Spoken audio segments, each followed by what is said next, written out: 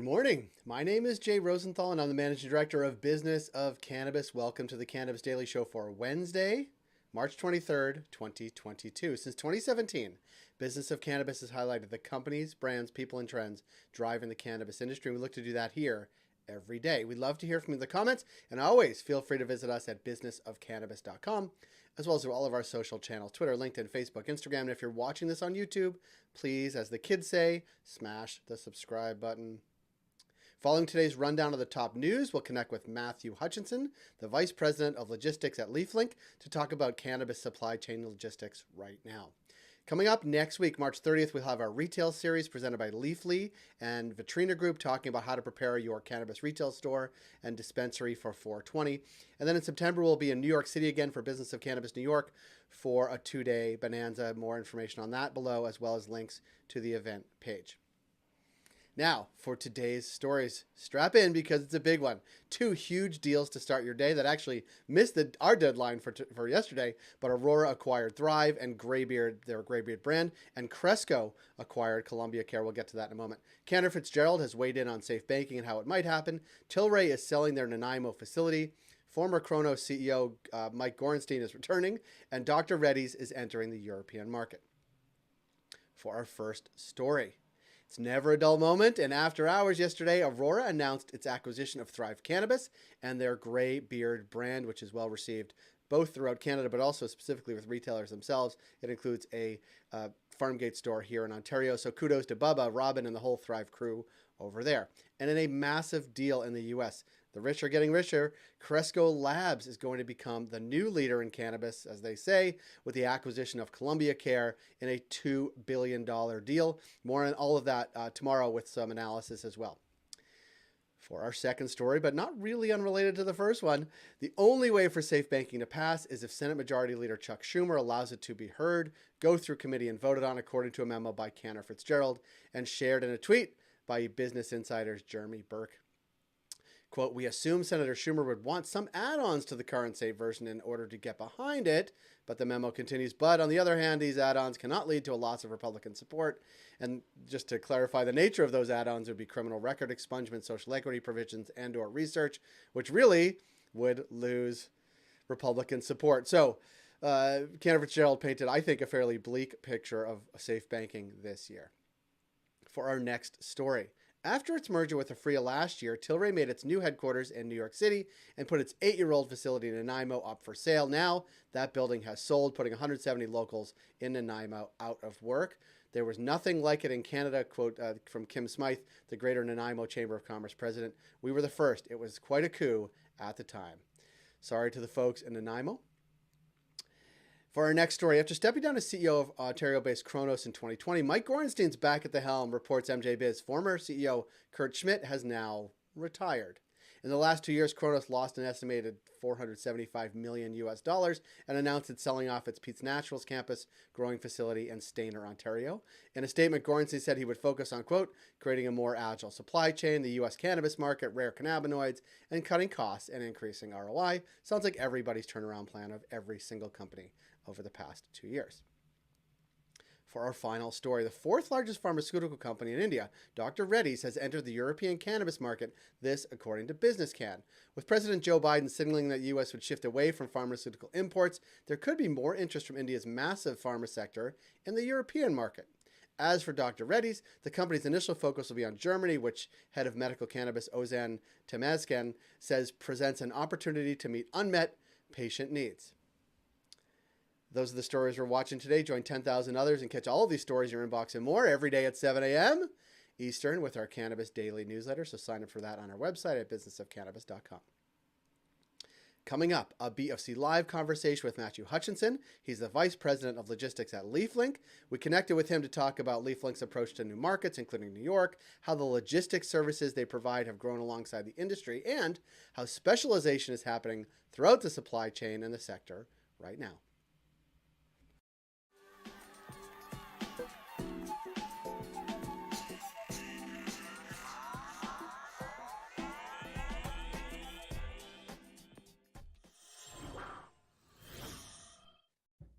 Matt, thanks for being here. Thanks for having me, Jay. Really excited to chat today. I'm excited to chat too. And you are the VP of Logistics at Leaflink. And I just imagine in front of you is like 700 screens with like who's ordering what, where the product is Yeah. going, trucks, like, is, are you, is it You're like, not off base. It's pretty okay, good. close. It's pretty close. We've got a number of we've got maps running around with the trucks in the 5 states we're operating in today, where we're seeing where everything is, watching on time rates, making sure things are getting delivered, making sure that what we're picking up is and dropping off is all accurate, and then making sure that we're filling orders on time. So definitely have all those dashboards and are constantly looking at that stuff. You're It's not like, too far off. it's like cannabis traffic control. That's right. That's right. A little air traffic, watching all the different people moving around, making sure that everything's getting there on time. I like that. That sounds awesome. I once Yeah, worked, yeah. I once worked for a garbage company. They had similar things with their trucks, and that was like every day, but it was a lot earlier than I imagined your trucks. Well, your trucks probably out early, Well, but it was you'd like, be surprised. You'd be surprised. It also depends on where you're sitting in the country, right? right. We've That's got right. operations. Yeah, we've got operations across the entire country, from Massachusetts all the way to California, and so we got different people waking up at different times, getting trucks on the road pretty early. So no, it's definitely an interesting kind of run across the different markets there.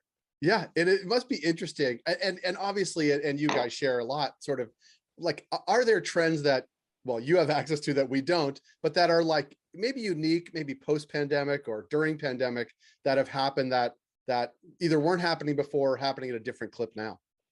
Yeah, I think, I don't know that I would entirely attribute it to the pandemic in general, but I think what we're seeing is a realm of kind of specialization start to occur in a lot of places, where people realize what they're really good at and defining what their strategies are, and then kind of looking for other people to help take some of the pain off their plate, right? And so what we've seen is, logistics is not something that when you signed up to be a cannabis company and operate in this space and really grow your business, a lot of people focused on, well, I want to make great products. I want to build amazing brands. I want to create amazing consumer experience. Nobody was like, I want to move packages across the state and deal with blizzards and wildfires in different parts of California and Colorado, right? Nobody thought about those things, or if they did, they're forward thinking.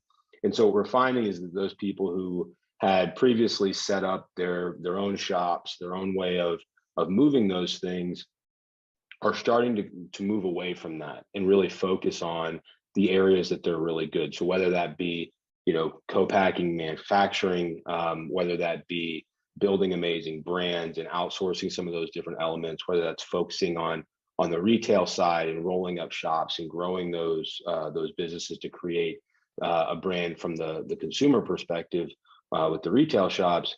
We're seeing more and more people move away from having to deal with a lot of the pain of the back office stuff that they didn't really anticipate. And so that's really led to some really interesting opportunities for Leaflink to continue to kind of mature in the space, whereas a lot of people know us as the marketplace, which is a huge part of who we are and what we do. But as we've continued to look across the space, solving additional supply chain problems has become a real driver for what we're trying to bring to the industry, which is where the logistics and the payment sides of the business really come in. Yeah, and it's interesting because for the better, I think, for the industry, it's starting to look like other sectors, right? Like Right, right. there are breweries, of course, like thinking about beer, there are breweries, of course, that Yeah, distribute their own thing within a very tight radius, that's but right. many more go to centralized distribution hubs to, like, Hmm. whoever's distributing Budweiser is now distributing, 400 other types of beer and beverages as well, because someone else does it better than you do. And you're good at growing cannabis, you're good at packaging, good at brand building, all that, but it's really hard to be great at that and be great at sort of watching That's trucks, right. frankly, all over the It, country, all hours. that's right. They're two different things, right? They're two very different businesses, and they're two very complex sides to both of those elements. And I think what we're also seeing is the need to have more control of your actual supply chain, especially as a retailer, right? And so whereas traditional alcohol and traditional cannabis even, we're focused on retailers, or excuse me, where distributors moving product around, dropping product off. There's so many brands in the cannabis space today, in such a wide variety of forms, for consumption, that the SKU count is, pretty large for a lot of these retailers. And being able to actually control that inventory, making sure that inventory is staying on the shelf, is becoming a bigger and bigger component to a successful retailer. And so we're starting to see kind of this idea of moving to a centralized distro on the retail side rather than just on the brand side, where a retail or retail chain will order 30, 40, 45, 60 days of inventory, hold that inventory in their hub, and then leveraging tools that we're able to provide to them, pull that inventory down and just get 2 deliveries a week, restocking their entire flow, eliminating any of those stockouts that continue to kind of plague a lot of the different retailers in the space, and then also leveraging that to free up their working capital, leveraging some of the payments aspects of the business. Yeah. And it's a bit also maturing on the retailer side too, whether they're, mom and pop or more than one store, is that everybody's growing up, right? Like That's right. it's They have both to, on right? the brand and product side, but also on the retail side. And you realize that, cannabis is of course unique in its product and it's, worth to society, but the logistics of a supply chain are incredibly complicated, and only people like you, Matt, got into it to actually do that work. Well, yeah, and it's certainly interesting to see kind of that maturity starting to take hold, right? Whether that's working through Leaflink or on their own, you're starting to see people really dial in their supply chains, thinking about things like supply contracts, thinking about things like what are the right manufacturing runs? How do I free up my cash flow so that I'm actually able to support the business in other ways? And I think it's really a good thing, because as these companies become more mature along those lines, it's going to create a better experience for the consumer ultimately, as people dial in their supply chains. Yeah. And Matt, one of the really exciting things that sort of we're watching and we've sort of not been a part of, but helping present, is sort of what's happening in New York, sort of Leaflink's sort of home Yeah, base or yeah, headquarters. And it is a market that is exciting for, I mean, any number of reasons. One, it's huge. So just relative size is important. Sort of central location in the Northeast, leading culture on so many different levels. It's where the capital, totally. like all those things. And like they happen to be or seem to be or trying to do social equity in cannabis in a really interesting way. Like, how does that look to you guys as you look at new markets and accordingly in your backyard? Like, Yeah. how does that work for Leaflink as you sort of approach the next step in New York? Yeah, New York is certainly an exciting market for Leaflink, given that it is, we're headquartered in New York, we're based, downtown Manhattan, and a really exciting time for us. I think when we look at it, the social equity piece is really what stands out to us, because as we look at least how we look at ourselves internally, we see ourselves focusing on transparent markets that allow for equitable competition. And that's really the foundation of a marketplace at its core. And as we're building out our supply chain platform, being able to provide services that enable what appears to be really the template for social equity, both on the retail and on the manufacturing side, and a lot of the things that they're doing, talking about setting up specific funds for businesses. We're really excited about it. I think we're able to we've been able to work alongside some of the regulators there to kind of help show kind of what we've seen work well in certain markets and not work well in other markets. And I think a lot of people have been focused on trying to do right on the social equity side. And it feels like, and it's still early days, a lot to be seen, but it feels like New York is doing a lot to move those things in the right direction. I think the one area that we're super mindful of is access to capital for a lot of these social equity license holders. And so, Leaflink has been spending a ton of time, talking to both the state as well as potential participants in the industry to figure out what is it that we can do, leveraging our kind of scale to actually enable a lot of these operators to become successful and get stood up and and be able to compete in what what appears to be a really exciting market. Yeah. Can I ask you a question that I hadn't planned on asking until you started talking about it, but Sure. and that is in your free time, which there is very little, I'm sure, based on sort of when we're talking and sort of what's Yeah. on your plate and knowing the screens or thinking about the screens you're watching, like, do you think about things like, oh my goodness, if there was interstate commerce, how would we operate that from a Leaflink perspective and moving product across state lines? Like, do you think about that and where like the Yeah. distribution hubs, like, are you thinking like Amazon style distribution hubs and central locations off like the New Jersey Thruway or whatever? Yeah. So we're definitely are thinking about interstate commerce. Like we think that there's still probably a little bit of runway before we get to that point. That doesn't mean that we shouldn't be thinking about it.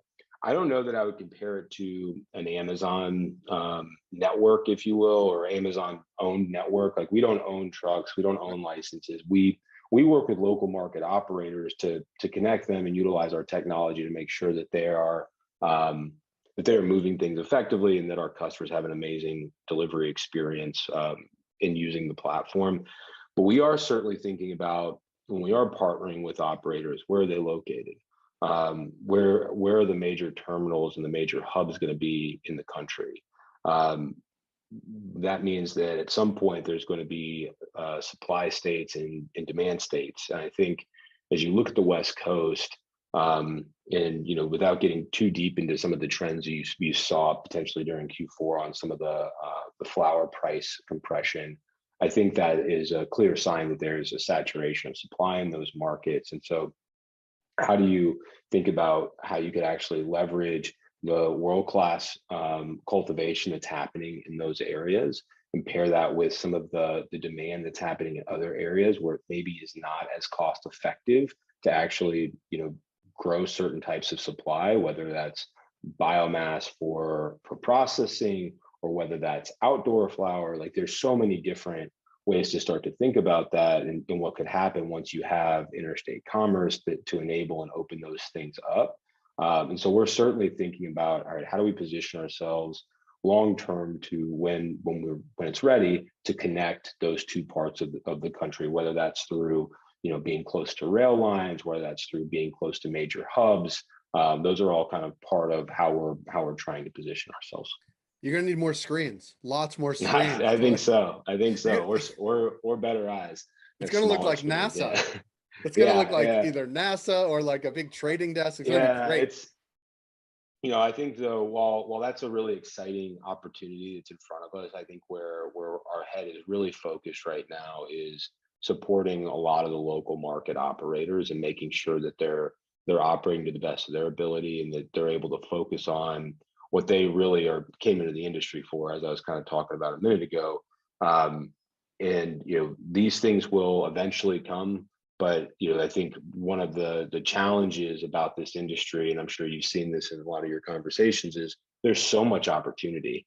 And to make sure that you're focusing on the right things and doing those things really, really well, that's where we're trying to dial in. And so while these things like interstate commerce are out there, they're things that we talk about, but we're not necessarily optimizing for at the moment. Right. Well, Matt, this is great. I really enjoy sort of getting the latest and greatest from what's happening at Leaflink. Love talking about New York. Love thinking big picture about what the rest of the world might look like if DC ever gets off. I don't know, off the couch. I don't even know where DC is, just sitting there and doing nothing. Yeah. But it also is obviously crucially important to support the operators already in market and doing great work. So I appreciate the time. Look forward to connecting with you down the road. I appreciate it. Thanks so much. That was episode 53 of the Cannabis Daily Show. Thank you for joining us here. If you did on YouTube, please do subscribe, and we look forward to seeing you tomorrow.